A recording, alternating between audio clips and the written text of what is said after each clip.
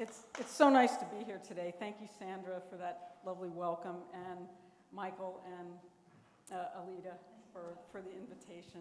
And so today, as you know, I'll be talking about the lives of women, but I wanted to focus on what I call the dual empire, this idea of the private and public spheres. The private sphere is the so-called hearth and home, right? And most historians talk about women before the 20th century as being in the private sphere. And subsequent to suffrage primarily, they talk about women being in the public sphere, having political and economic power. But what I want to present today is the idea that women weren't so separated from the public sphere as you might think, even in the colonial period. There were ways in which they really straddled both spheres, and it was a difficult path to navigate. Now, 17th century women were not like 20th century women or 21st century women. They weren't liberated, and they certainly didn't share some of our contemporary ideas of what it meant to be free. But they did have a concept of their own power and their own roles in each sphere. What was women's work in Connecticut among English people was not the same as women's work in the Native or African communities. So, for example, when the colonists arrived, Native women were the farmers. They were the ones who built the houses. They were the ones who tanned hides, made clothing, cooked food, and indeed controlled what we now call food sovereignty. That is the ability to negotiate about food, to control the production of food. And men were largely hunters and political leaders and military leaders, as well as medicine men.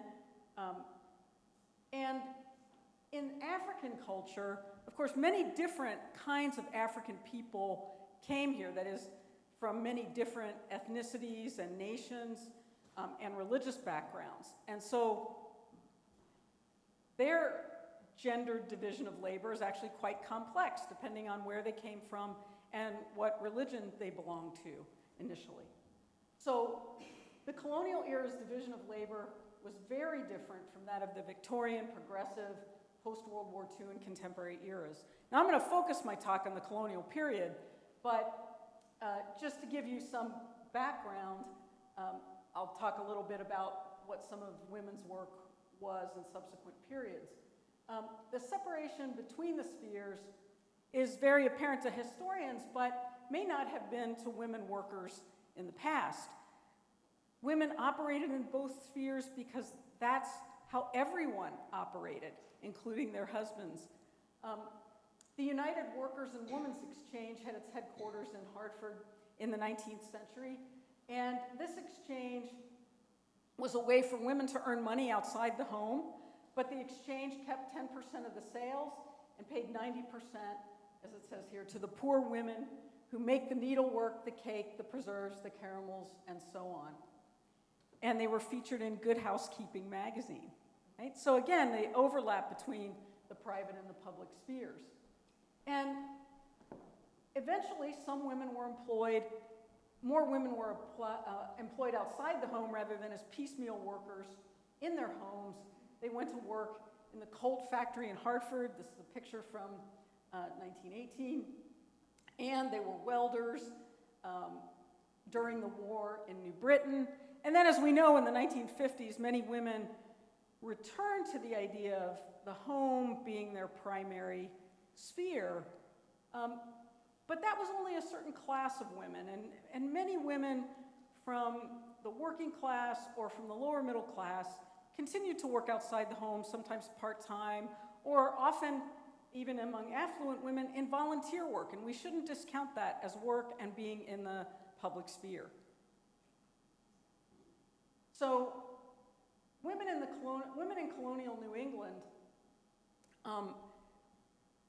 were about evenly distributed among the white population. That is, it was a 50-50 sex ratio. But the sex ratio of people of African descent, while harder to measure, was probably between 105 and 158 men for every 100 women. And this has to do with who was captured and when they were captured in West Africa and taken on the Middle Passage.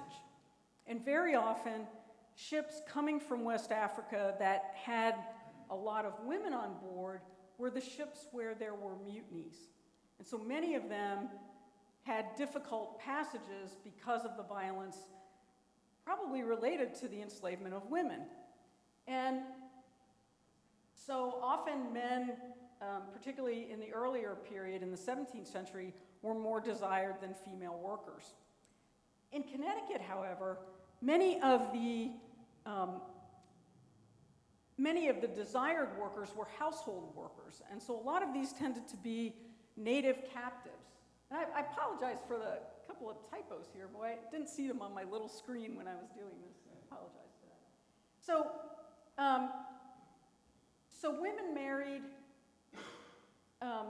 at relatively late ages compared to what we often think, but the average age of English migrants for husbands was 37 and wives was 34.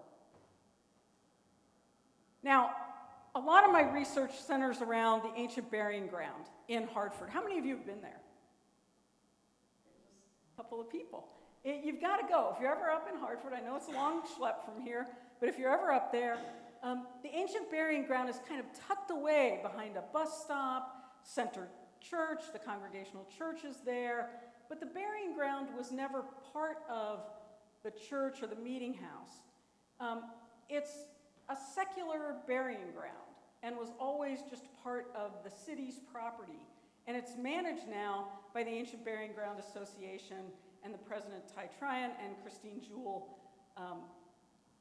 takes care of, managing this area. It was originally about 6 acres, but today is much reduced. About 5,000 to 6,000 people were buried there between 1640 and 1815, but today we have only about 1¼ acres. There are 410 headstones, a big obelisk, and things that memorialize people. And women do not appear on all that many of these markers. The last person to be buried in the burying ground was Emily Marguerite Holcomb, who died in 1923. And the reason that she's there is because she was part of the Daughters of the American Revolution who redesigned the burying ground. The burying ground in the 19th century bordered on an area of Hartford where, at least according to the newspapers, was a neighborhood full of prostitutes and con men and things like that. And so the DAR decided that it was going to clean it up. They're the ones who put, the fencing around it, the gate, put up the gates, straightened up the headstones, made sure things were looking tidy. And of course, there was a lot of building that went on over the centuries around the burying ground. The streets were enlarged. So the population that's in there now is, we can't even really do any archaeological or much archaeological work because people probably aren't where they're supposed to be. In other words, the headstones don't necessarily match the body that may lie beneath them. And many of the people of color and the poorer people were probably removed in various excavations and buildings.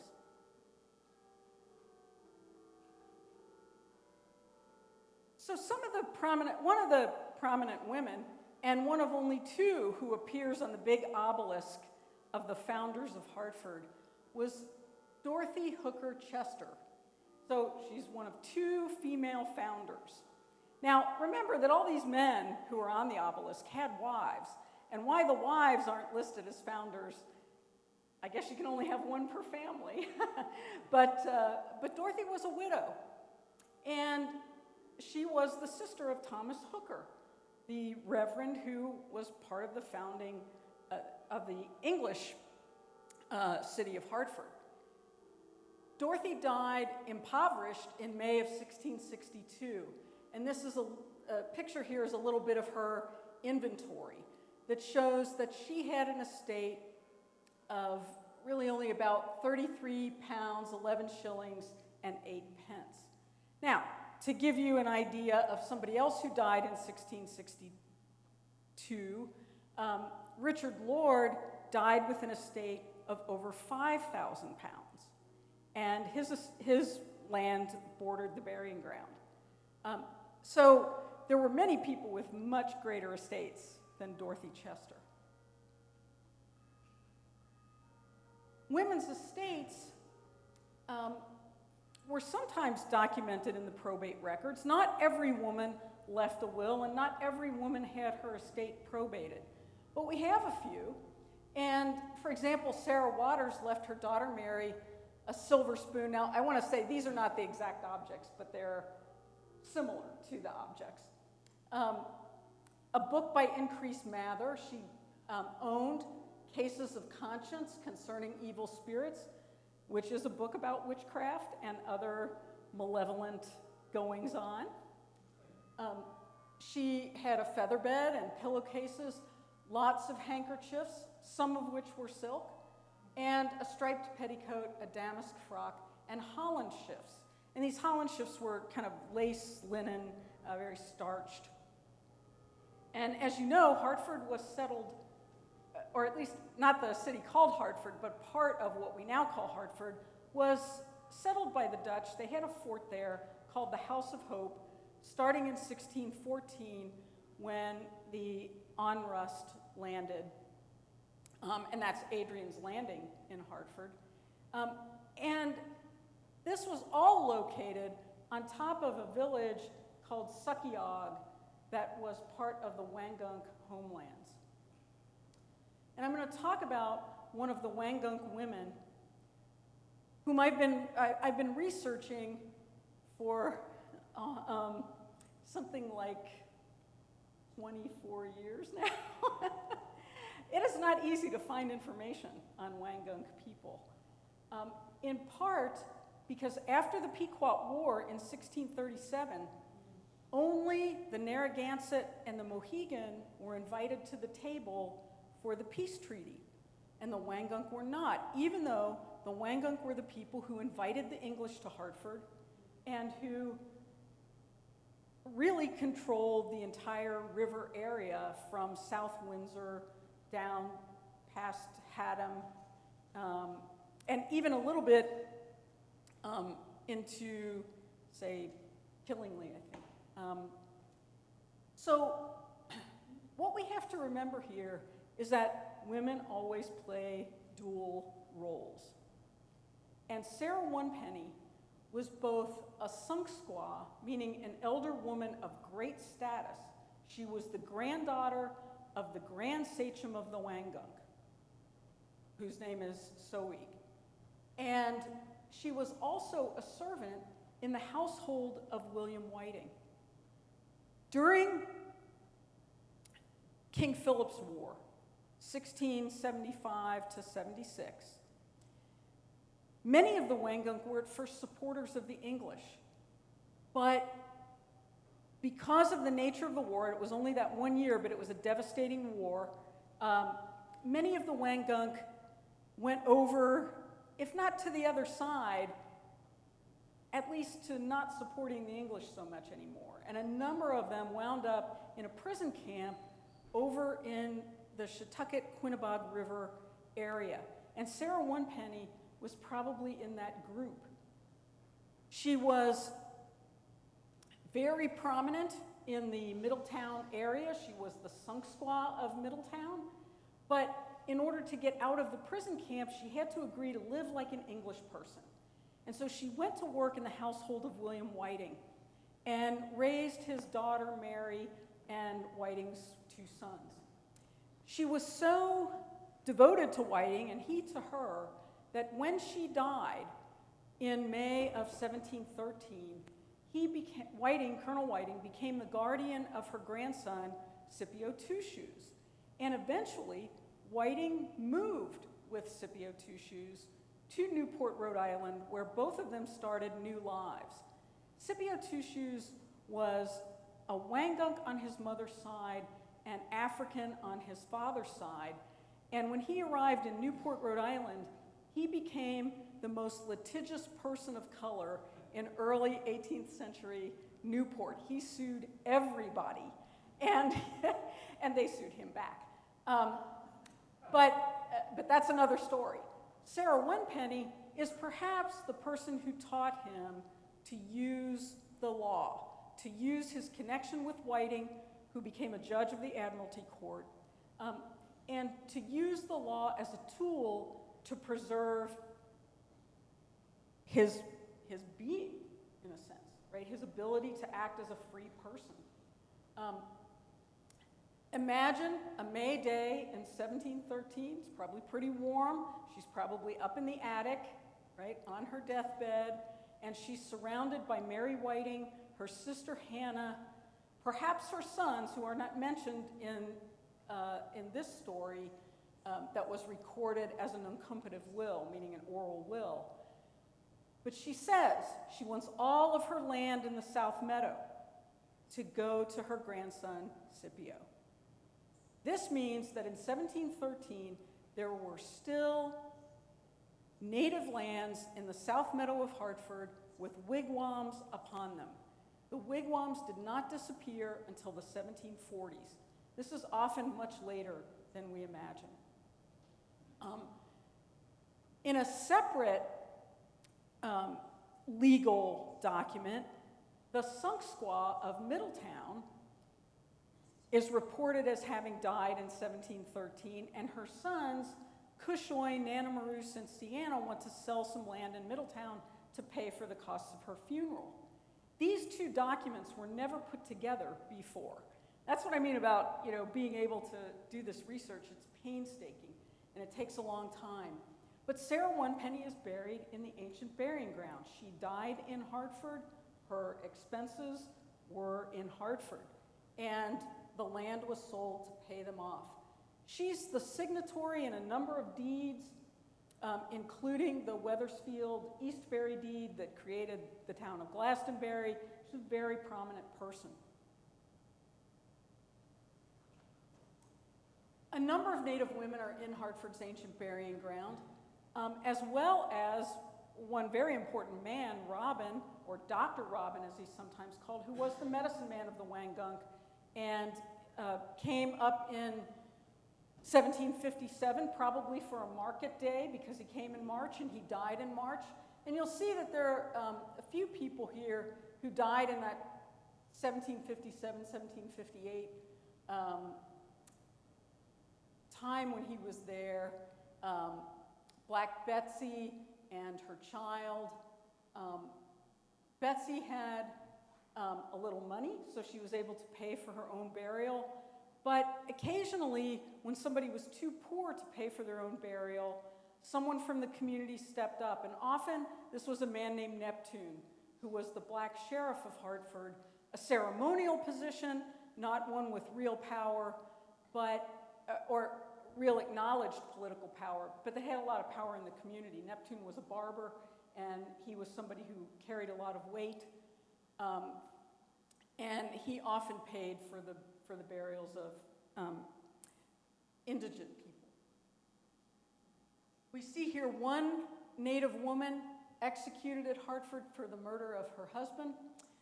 We don't know her name. We only know that she was Waisoex Squaw, right? So the name that is up there, Waisoex Squaw, is his name, his woman, his wife, right? So we don't really know her name, but it's as close as we're going to get. I also want to talk about Ruth Moore.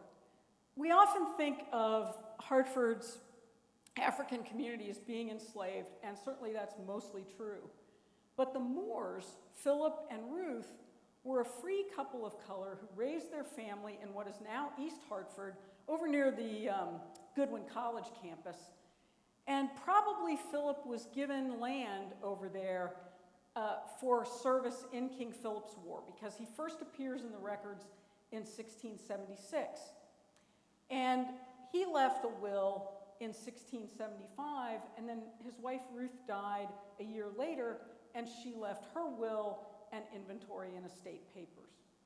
And they were a very interesting family. In many ways, if you didn't know from a notation kind of on the side over here that she was, as they said, Negro, you would have no idea that she was any different from any other colonial goodwife. She and her daughters, planted and pulled up flax in the summertime. They kept livestock. They were members of the church. Her grandchildren were baptized into the Congregational Church in Hartford. She left her best frying pan to her daughter Susanna. And these are the kind of touching things that you find in the records. This is the earliest probated estate by a woman of color that I could find. There's one other Native American record in the probate records, but it's not for an estate.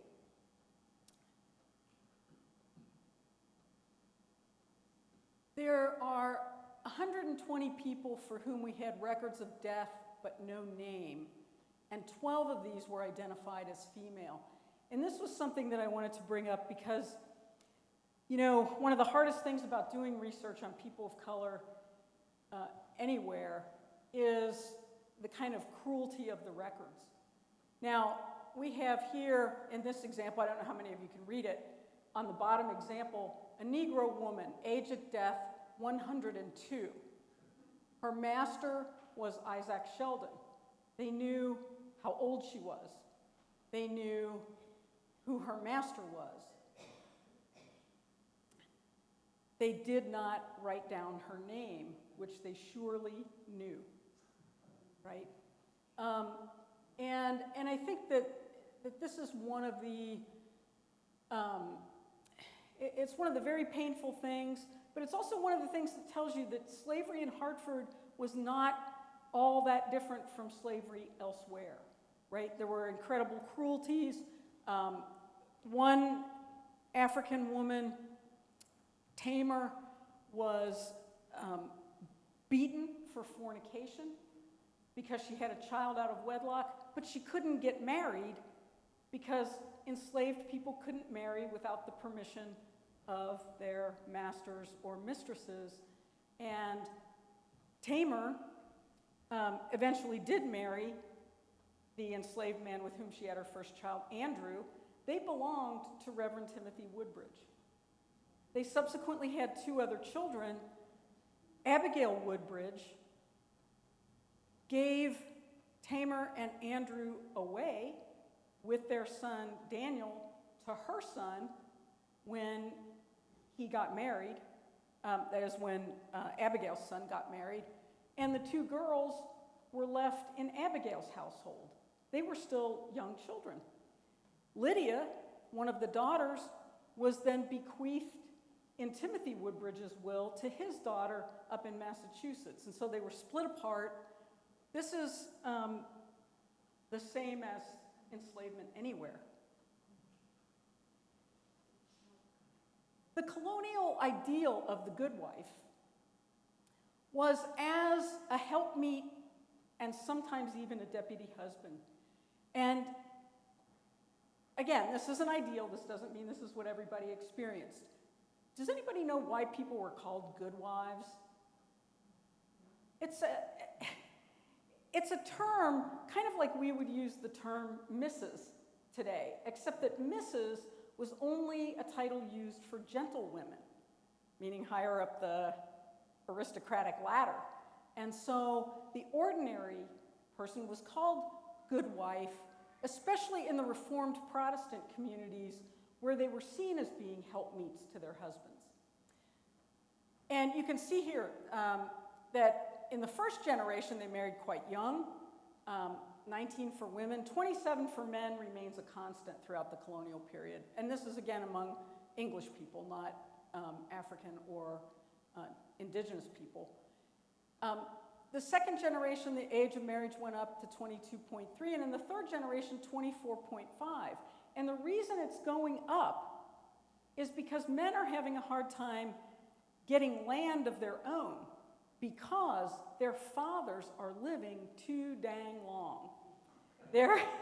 So the average Englishman is going to die in his 50s, but the average New England white man who survived those childhood illnesses and things lived to about the age of 71.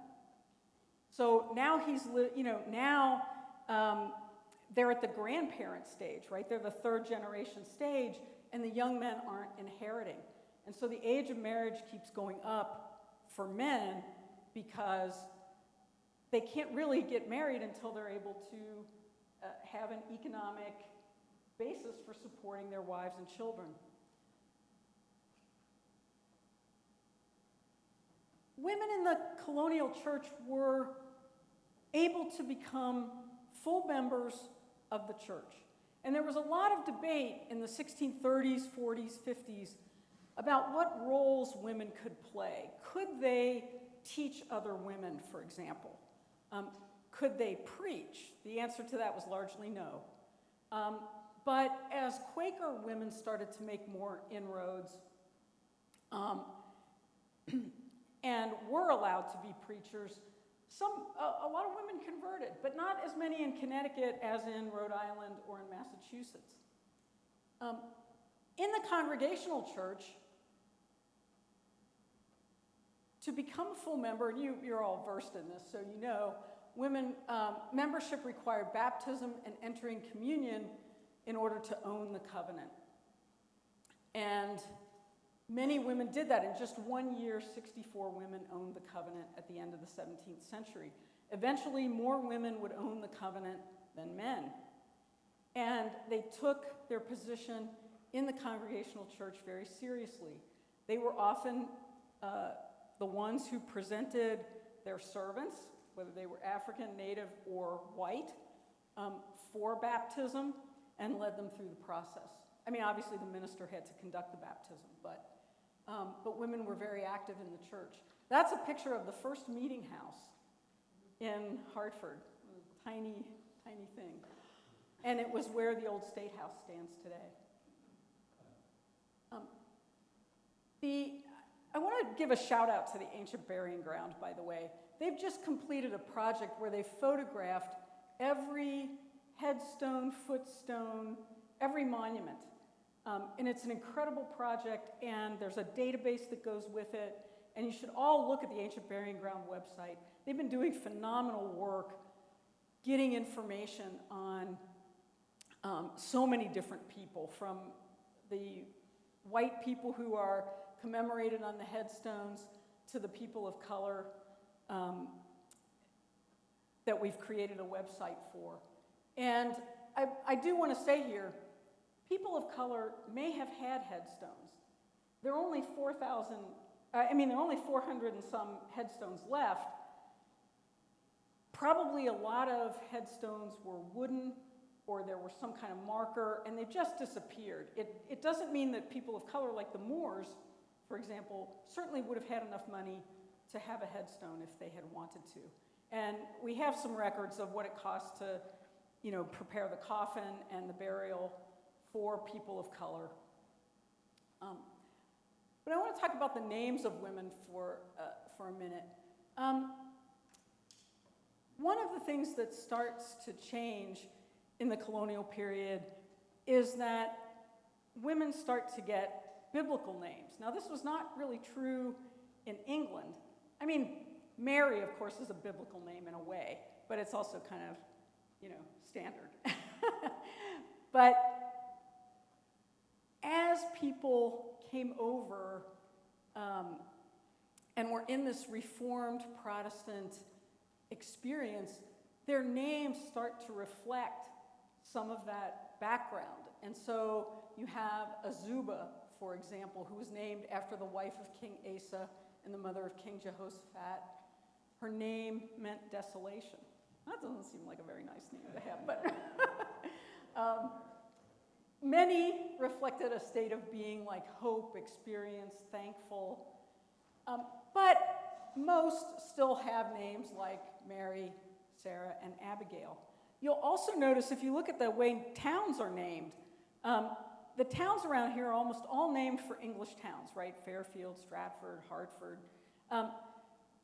But in the late 17th century and 18th century, you do start to see names with biblical references.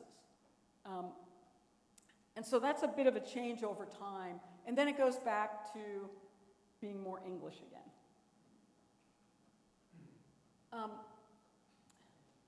Motherhood seems like almost the most private of the private sphere, right? You're having children, you're staying at home, you're taking care of them and raising them. But mothers were also housewives who produced things, goods for the economy. They produced butter, they produced clothing. They, in Wethersfield, farmed the onions that went to the Caribbean, hence Bermuda onions, right? And mothers were also producing children for two reasons, right? I mean, besides the fact that women get pregnant. They were producing children to create godly families for the godly communities they wanted to create. They were also producing children to help the family survive economically. And so that part of it is something they're doing, in a sense, for the public sphere. And they have a duty to raise their children with the virtues that will carry them into the public sphere, particularly boys. During and after the American Revolution, this becomes a particularly prominent concept, the concept of Republican motherhood, where the job of the mother is to raise her sons to be virtuous in the political sense. Occasionally, women were interred with their children, often with infants who died. But here we have an example. William Burr was actually interred with his mother, so on top of her. She died first, he died later, and they were buried in the same grave. Widowhood, as we saw from Dorothy Chester's experience, could be a very difficult time for women. It could leave them impoverished.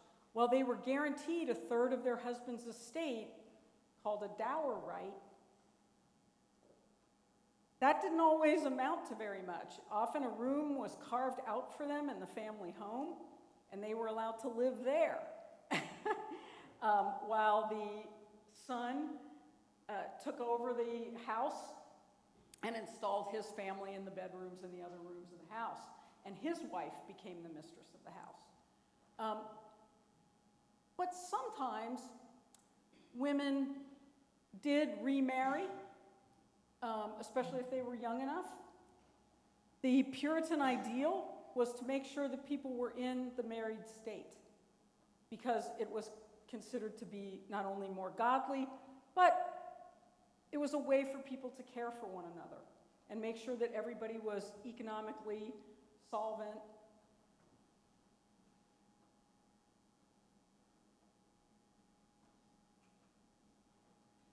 Now, many people in New England practiced what we call partible inheritance, meaning that they gave their inheritance to all their children, not always equally. Primogeniture is when just the eldest son gets it. In New England, they had a kind of hybrid model where the eldest son would get a double portion, but everybody would get something. And of course, widows were protected by the dower right. So John Pratt, whose descendants eventually wind up down in Fairfield County, I used him as an example. He left his wife her widow's portion, but she died so soon after him she didn't really collect it. But it provided a model for his son, who in his own will made sure that his wife Hepzibah was, as he said, quietly seized in the house he inherited, and he made her his executrix. Okay? This was not necessarily the usual thing, but it wasn't unusual either. And an executrix has to know the law. She administers the estate. This was something women did. They could also serve as attorneys, not in the sense that we mean attorney today. They weren't lawyers, but they could represent people in court. It was rare, but it did happen. There were also, in the ancient burying ground, there was also one woman who I find very fascinating. Her name is Madame Dubois, and she was a refugee from Haiti during the Haitian Revolution. She was widowed, and she inherited a plantation near Port-au-Prince, Haiti. The revolution occurred in 1789. She remained on her plantation for a number of years because she actually had pretty close relationships there, and her son was a minor son in France. He eventually took over the plantation, but she fled in 1791 when the violence was getting too close for comfort. She left a number of the people of African descent on her habitation, substantial sums of money, and eventually her son freed all of the people on the plantation. When she died in Hartford, her funeral procession was from the North Church to the ancient burying ground. And the North Church, I'm still kind of looking into this more, but I think the North Church had a greater feeling towards anti-slavery than perhaps some of the other churches in Hartford. And I'm not really sure why that was. It's still an ongoing part of research. All right. And here we get into the big puzzle of Connecticut history, really, which is why so many women were executed pretty much after England and especially Europe had abandoned witchcraft trials. The first woman to be executed in Hartford for witchcraft that we know of was Alice Young of Windsor in 1647. And Beth Caruso and I have an article in this, the Connecticut History Review, about Alice's next-door neighbor, Thomas Thornton, who lived next door to her in Windsor on Backer Row. After her execution, moved to Stratford, as did Alice's husband, as did the Bassets, and eventually Thornton went to Ireland to serve as a chaplain to Henry Cromwell's army, came back, went to Yarmouth, Plymouth Colony as a minister, and died as a member of Cotton Mather's congregation, having gone there in 1692 at the height of the witchcraft trials. So Thornton's life kind of bookends, these trials. But here in Connecticut, we often think of the Salem trials as being the defining moment, and they weren't. Connecticut had a lot of witchcraft accusations. Why? Colonists like Cotton Mather and some of the ministers believed that New England was on a godly mission and that it had a special place in the history of Christianity. Cotton Mather wrote a book specifically about that destiny. And so witchcraft was the antithesis of that godly mission. It turned the world upside down. And ministers like Mather were convinced that Satan was especially interested in New England because of that godly mission. The colony hanged Mary Barnes of Farmington. They hanged Rebecca and Nathaniel Greensmith. And of course, here in Fairfield, Fairfield County, Goody Bassett, and then later Goody Knapp. And of course, Goody Knapp's execution is quite a famous one. It's one of the few where there are some relatively decent records, although nobody still knows the first name of Goody Knapp. And she's called Goody for goodwife.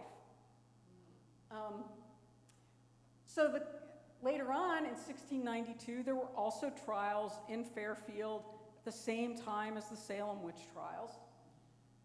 And the colony tried Elizabeth Clawson and Mercy Disborough in 1692. Clawson was found not guilty, but Disborough got a verdict of guilty, but she was later pardoned, and so she was not executed. This document here, which is very hard to read, is testimony from one of the men who condemned her as a witch. And in this story, he says he was staying in a house where she worked as a servant, and he'd had a little affair with her, at some point in his life, but they'd broken up. And when he was staying in the house, her specter, right? Not her specter, came to him in the night and knelt on top of him and bit his toes and caused him pain. And that was the kind of evidence that was used to convict witches, so-called witches. But one of the things I think we have to remember is that in these panics, there tended to be very loose legal procedure. There was a trial. They did go through a legal process, but the rules of evidence were not the same as they are today, and the accused had no right to an attorney. They had no right to confront witnesses against them. They often couldn't even subpoena witnesses on their behalf if they could find anybody who was courageous enough to testify for them. So a number of them were convicted on very specious spectral evidence.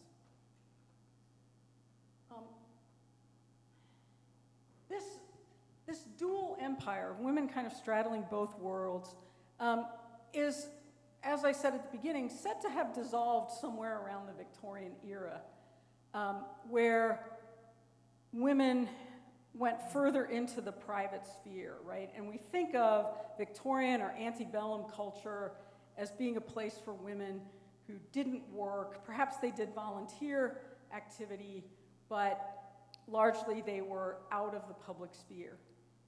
I don't think that's really the case. I think women continued to have an impact on the public sphere well into the Victorian era. Think about the temperance movement, the movement against capital punishment, the movement for suffrage.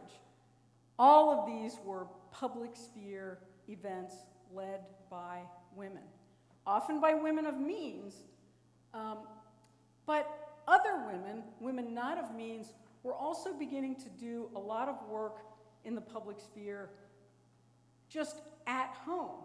They were still substantial contributors to the economy.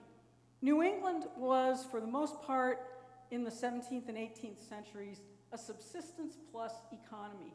It was never just about subsistence. They were always making money. They had a lot of commercial activity. We were the provision state during the Revolution. Women helped provision the army. They helped provision the West Indies trade, and a number of other things. So, but women still had to walk a pretty fine line. A woman too much in the world was suspect. And it could be a dangerous place if she overstepped her bounds. Now, I wanted to share with you some resources. I don't know how many of you have tried doing research on the people of color in Fairfield. There was a project at Fairfield University some years back about enslavement in Fairfield. But the professor who was leading that passed away, and it's still up on a website, but it's not ongoing, I think, at the present. But in all of the congregational church abstracts that are on Ancestry and are also in the state library, if you go to the back of the books, there's always a column called No Surname. And most of those people are people of color. I will say that the no surname thing is also a misnomer. Many of them had surnames, they just weren't written down. So a kind of lack of respect, again, for the fact that they did have surnames. You'll find Native people, you'll find people of African descent, and of course sometimes impoverished white people or strangers who are not known to the town who come in, just they happen to die unexpectedly in a town and people don't know their name. But we used all the different papers, America's historical newspapers, the catalog of the first church, papers in the state library of all kinds, and not just the church record abstracts, but the actual church records that are in the state library that are on microfilm. So the abstracts just tell you a little bit about what's in there. The whole record is on microfilm. And I invite you to go to the Ancient Burying Grounds website and also to my website that my team and I did for them on African Native burials called Uncovering Their History. For our new project on women, you can go to the burying ground, and Christine has set up a very nice website that takes you through some more stories than I've given you here. So thank you very much for your attention, and I'm happy to take questions if you have any.